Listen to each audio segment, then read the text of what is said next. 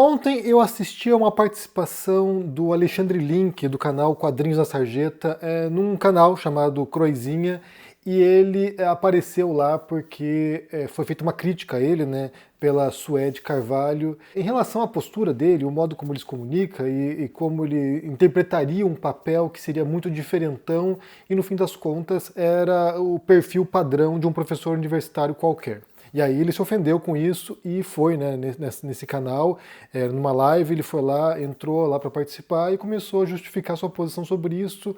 E aí eu quero pensar algumas coisas com vocês, porque na verdade, em linhas gerais, o Link tem toda a razão ali na posição que ele defendeu, né? Porque ele entendeu que essa crítica feita pela Suede era uma crítica basicamente aos professores, né? À academia e ao modo como esses professores comunicam os saberes dele para as pessoas, né? Então, assim, ele acha que essa é uma forma, é uma das muitas formas de tentar atacar o conhecimento acadêmico e tentar atacar o papel do professor.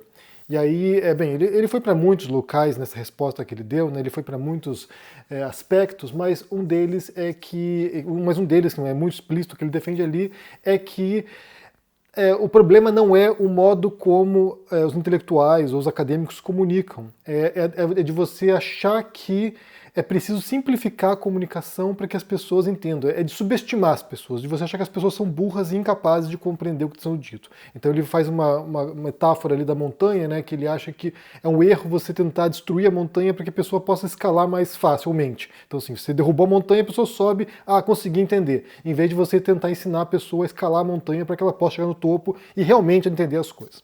E aí, como eu falei, eu acho que a ideia geral dele está correta, mas há alguns pontos aqui que vale e que merecem a ressalva, porque eu sou um dos que critica muito, né, o modo como a esquerda se comunica. Só que quando a gente fala de comunicação, a gente fala de muitos elementos aqui que estão relacionados, não é apenas o jargão que você utiliza, não é apenas palavras difíceis ou conceitos complicados, tem muitos aspectos envolvidos na comunicação. E aí eu acho, né, eu entendo que há muito tempo que a esquerda ela tem dificuldades de se comunicar com os trabalhadores, tem dificuldades de se comunicar com as pessoas, e isso se dá em grande parte, na minha compreensão, porque muita gente da esquerda tem uma visão paternalista da população, né? Então, assim, eu sei, você não sabe, você burro vai ouvir o que tem para dizer porque eu estudei e eu compreendo os mecanismos da realidade da sociedade, então ouçam a voz do esclarecimento aqui e aí obedeça. Então, assim, você é alienado, você é um ignorante, você foi massacrado pelo capitalismo, então você não tem capacidade de compreender os mecanismos que estão te oprimindo. Eu sei e eu vou te ensinar. E aí, você aprendendo isso, você vai poder fazer revolução e mudar o mundo. Então, acho que essa visão paternalista é uma visão que repele as pessoas. Em alguns aspectos também você tem, né, toda uma militância persecutória também, que repele as pessoas, e aí também subestima as pessoas. Então, se você achar que você está no topo e os outros estão abaixo de você, isso é muito prejudicial na comunicação e cria uma assimetria que afasta as pessoas, que não é o modo como a direita se comunica, não é o modo como os pastores comunicam. Aqui há um aspecto emocional, um aspecto afetivo na comunicação, mas tem a ver, em grande parte, de tentar compreender o que as pessoas realmente querem, não aquilo que você acha que elas precisam, não aquilo que você acha que elas querem, é de ouvir as pessoas. E aí o Link também menciona, né, que eles estavam fazendo lá uma pesquisa, né, isso pré-pandemia, fazendo uma pesquisa, conversando com motoristas de aplicativo e tentando ouvir o que eles queriam, quais eram as reais demandas dessas pessoas. E eu acho que é nesse ponto que a esquerda peca, porque ela não ouve o trabalhador, ela acha que ela entende o que o trabalhador precisa e como ela vai atingir os objetivos dela. Então, assim, tutelar a população e não ouvir o que as pessoas realmente querem. Porque se a gente ouvir as pessoas, eu acho que a gente vai se surpreender e se assustar com o que elas desejam. Eu acho que é isso, né? Então, sim, esse é o primeiro ponto. Então, nesse sentido, concordo com o Link que há uma visão, de fato, paternalista da esquerda em relação... Ele não chega a falar isso, mas ele vai tangenciando isso ao longo de toda a participação dele nessa live. Mas eu concordo com ele nesse sentido. Mas, por outro lado, eu também acho que há uma complicação na comunicação, né? Então, assim, aí saindo do aspecto afetivo, saindo do aspecto de compreensão das reais necessidades das pessoas, também há um abismo em termos linguísticos, em termos de uso de palavras, de conceitos que dificultam a compreensão. Então, assim, eu estou fazendo uma investigação agora, né, e eu vou usar isso aqui como referência para a gente entender como se dá a comunicação, como se deu no passado, mas também se aplica hoje, né? Eu estou fazendo uma investigação agora que é sobre a propaganda nazista, né, o modo como a propaganda nazista se deu, através do cinema, nesse caso, né, o recorte que eu estou fazendo através do cinema, são 2 filmes principais, um documentário e um filme de ficção histórica, como o cinema nazista, como a propaganda nazista antissemita foi usada para convencer a população alemã de que deveria exterminar os judeus.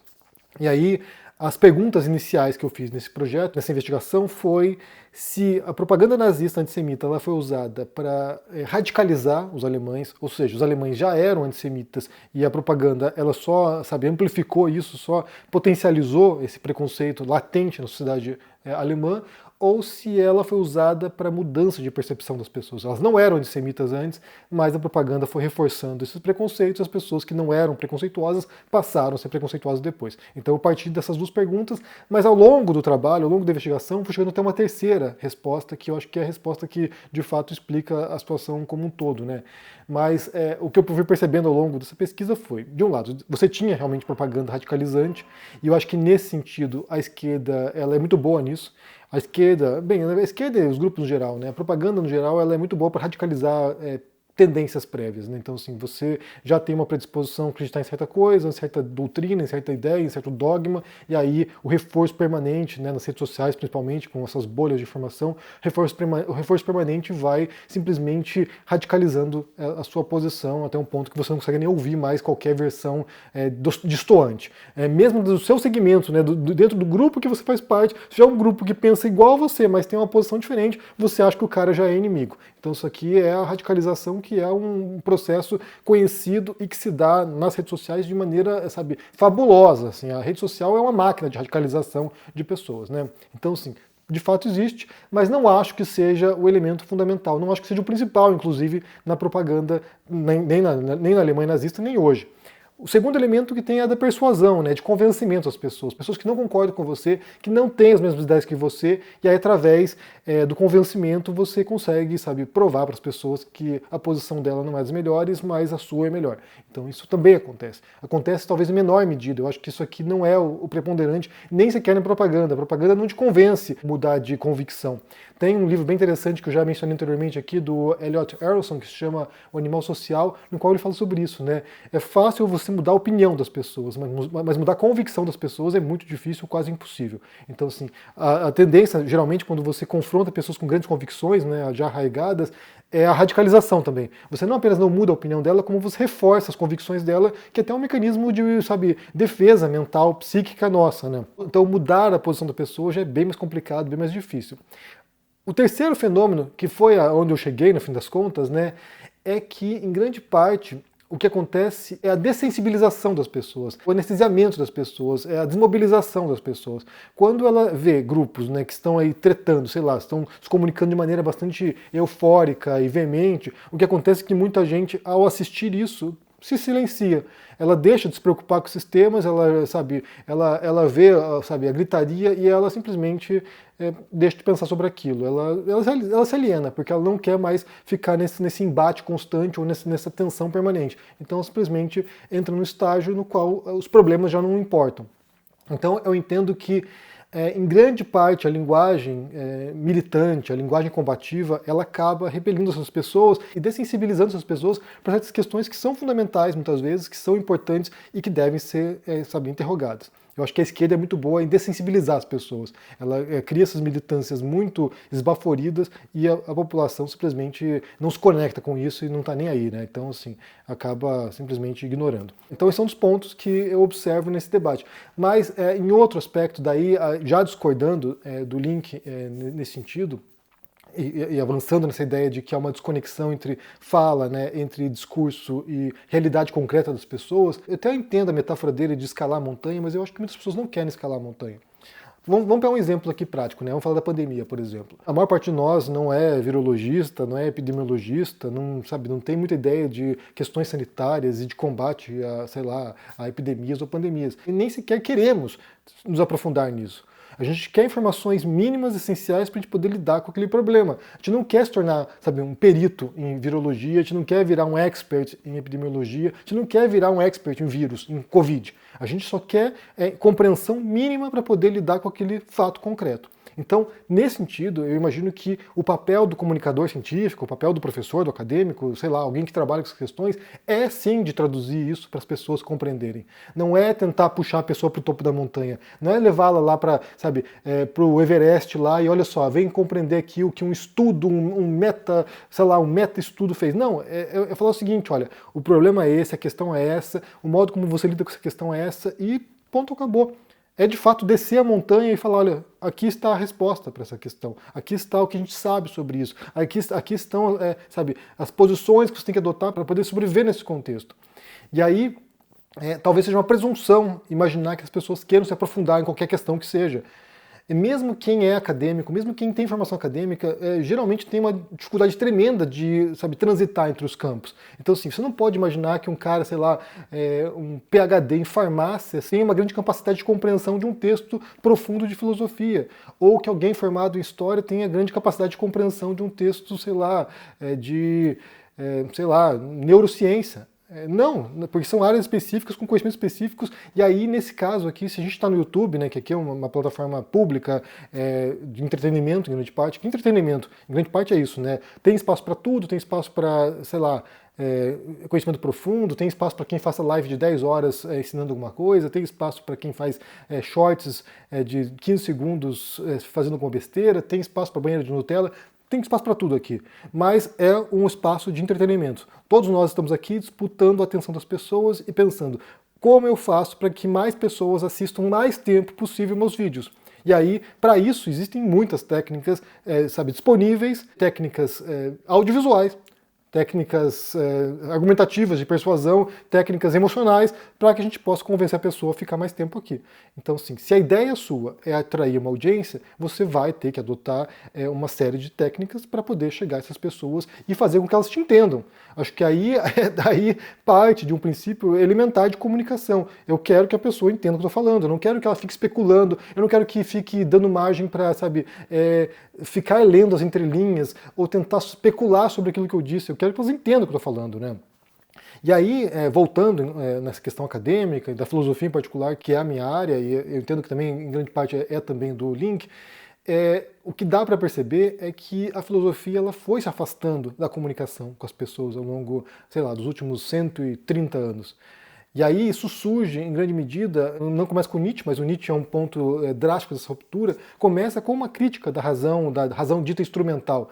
Então, assim, é uma crítica à possibilidade da razão de acessar as coisas, de compreender o mundo, de poder ordenar o conhecimento, e aí ao longo do século XX isso foi se acentuando, ao ponto de você ter certos autores bastante difíceis de serem entendidos, em alguns casos incompreensíveis.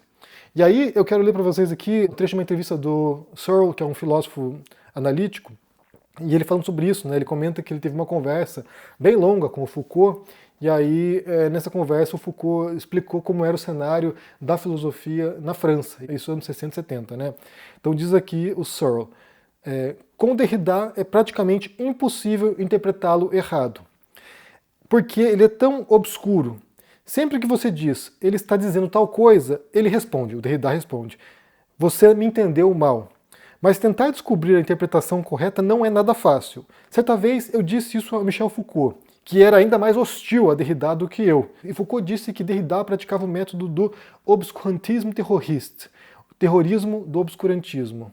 Estávamos falando em francês e eu perguntei, que diabos você quer dizer com isso? E ele respondeu, ele escreve de forma tão obscura que você não consegue entender o que ele está dizendo. Essa é a parte do obscurantismo. E quando você o critica, ele sempre pode dizer, você não me entendeu, você é um idiota. Essa é a parte do terrorismo. E eu gostei disso. Então eu escrevi um artigo sobre Derrida. Perguntei ao Michel se podia citar essa fala, e ele disse que sim. Foucault era frequentemente colocado no mesmo saco que Derrida, e isso é muito injusto com Foucault. Ele era um pensador de outro nível, completamente diferente. Então, assim, você tem aqui um autor francês, né, o Foucault, que alegava que ele precisava botar uma dose de obscurantismo nos textos dele, porque se ele não fizesse isso, ele não seria levado a sério pelos acadêmicos e pelos filósofos da época.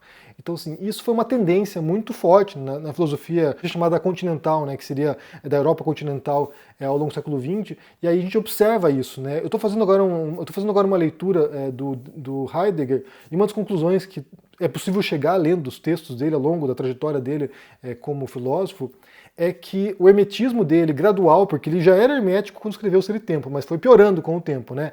Que esse hermetismo gradual dele era um modo, inclusive, dele se blindar da crítica. Era tão difícil compreender o que ele dizia que simplesmente não tinha por onde atacar a obra dele, porque vai nessa lógica do Derrida. Ah, não, você não entendeu o que eu disse.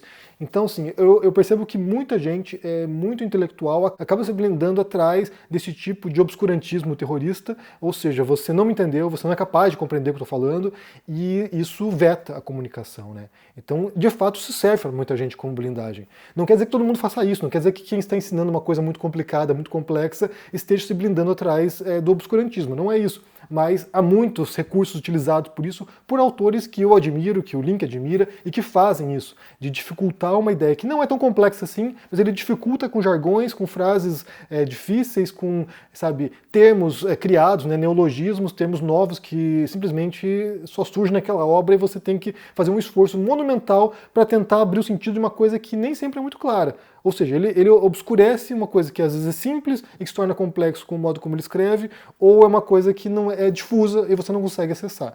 Então isso acontece, mas não apenas em autores, sei lá, estruturalistas franceses, pós-modernistas, isso acontece também em autores supostamente populares, né? Então, assim, alguns autores fazem esforços para despistar as pessoas atrás de jargões, ou seja, palavras de ordem, ficam repetindo palavras de ordem, e aí isso radicaliza as pessoas, mas elas não compreendem muito bem o que está acontecendo, né? O que ele está dizendo ali. Então, de fato, eu entendo que existe um problema tremendo de comunicação, em grande medida com a esquerda, que não consegue mais, traduzir as suas lutas para as pessoas, que não consegue chegar nas pessoas, que não consegue mover as pessoas, radicaliza alguns, sim, radicaliza, isso acontece, radicaliza alguns grupos, mas em grande medida repele as pessoas, porque o modo como atua, e aí nem sequer é a comunicação, mas é a atitude, né? O modo como atua acaba soando paternalista, acaba soando presunçoso, acaba soando, arrogante, acaba soando, repulsivo, na verdade, né? Assim, nós somos os puros, os justos, os incorruptíveis, e vocês são a ralé, que ou precisam ser disciplinadas e orientadas para o caminho certo, ou execradas porque vocês são fascistas e não tem conversa. Então, eu acho que é isso, né? Ou seja, em grande parte eu entendo que o diagnóstico do Link é bastante correto, mas também entendo que muita gente não colabora. Eu acho que nesse esforço de ter que subir a montanha, você acaba afastando muita gente que não quer subir a montanha. Eles não querem ter que, ler Deleuze, não querem ter que ler Derrida, não querem ter que ler certos autores para poder compreender certas coisas. Elas querem, de fato, que a gente traduza isso para elas. Eu não posso esperar que quem esteja assistindo aqui o canal seja formado em filosofia, mestre em filosofia, doutor em filosofia, para entender o que eu estou falando aqui. Eu acho que é importante, muitas vezes, ter que traduzir as coisas para as pessoas. Até porque é uma compreensão do espaço no qual nós estamos aqui. Acho que ao entender onde nós estamos, que nós não estamos numa sala de aula na academia, que nós não estamos, numa palestra para alunos de filosofia, que a gente está falando com pessoas gerais aqui, que milhares de pessoas podem cair nesse vídeo aqui e tentar entender alguma coisa. Eu acho que esse é um gesto de caridade, inclusive, um gesto, de respeito ao espectador, de saber, olha, você tem uma formação diferente da minha, você tem uma trajetória diferente da minha, você pensa diferente de mim, e aqui eu estou fornecendo o que eu aprendi, o que eu estudei, aquilo que eu pensei sobre isso, e tentar fazer isso da maneira mais clara possível para que a gente possa criar pontos de comunicação, né, e não romper os laços, não romper esse vínculo. Então é isso. Bem, eu quero saber o que vocês pensam sobre essa história, né? Sobre essa dificuldade de comunicação que a gente observa na esquerda em relação às pessoas no geral, né? Aqui eu não falo da comunicação da esquerda em relação a grupos sectários e fanatizados, porque isso é muito boa. Essa comunicação funciona porque existem técnicas muito precisas para isso, para você alimentar perpetuamente a pessoa com o mesmo conteúdo, ficar lá, né? 10 horas de live por semana, alimentando, jogando alpiste. O Olavo de Carvalho fazia isso de maneira fenomenal também, compreendia muito bem como fanatizar pessoas. Isso aqui funciona tremendamente.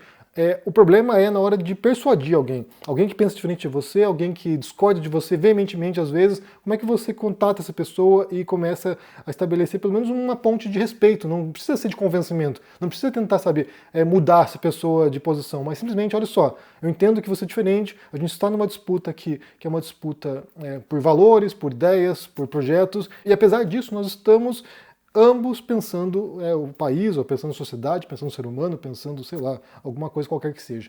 Como é que você entende isso? Deixa aqui embaixo no comentário, deixa o joinha, se inscreva no canal aqui ativando o sininho. Isso é muito importante para ajudar aqui no engajamento. Se torne um membro ou apoie o canal. E só lembrando que agora em maio, no dia 17 de maio, eu e Carolina Ercara estaremos no Brasil às 16 horas na Livraria Travessa de Ipanema para lançar o livro novo infantil nosso chamado Beijos, que é sobre afeto, que é sobre esse gesto humano. O livro está muito lindo, espero que você compareça. A entrada é limitada, porém é de graça, então você pode confirmar lá nesse link que vai estar na descrição, basta ir lá e confirmar sua presença. Está quase se esgotando, então aproveite agora e já faça isso. E espero você por lá. Um forte abraço e se cuide. Tchau!